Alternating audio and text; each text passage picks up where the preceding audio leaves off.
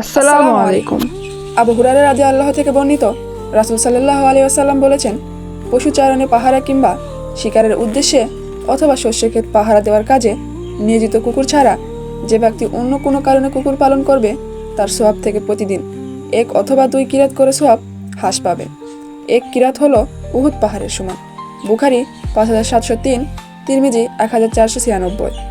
রহমতের ফেরেশতাগণ সেই সফরকারী কাফেলার সাথে অবস্থান করবে না যে কাফেলার সাথে কোনো কুকুর কিংবা ঘণ্টা থাকে। মুসলিম 5364। শিকারী কুকুর কিংবা বকরি পাহারা দেওয়ার জন্য কুকুর রাখা অনুমতি আছে। রাসূল সাল্লাল্লাহু আলাইহি ওয়াসাল্লাম কুকুরের মূল্য গ্রহণ করতে নিষেধ করেছেন। আবু দাউদ 3443। প্রত্যেক প্রাণীর উপকার করার সওয়াব রয়েছে। বুখারী 2201। আবু হুরায়রা রাদিয়াল্লাহু থেকে বর্ণিত, নবী সাল্লাল্লাহু আলাইহি ওয়াসাল্লাম বলেছেন, তোমরা কুকুর পালন করবে না, কিন্তু কুকুর পাহারাদার হিসেবে রাখতে পারো।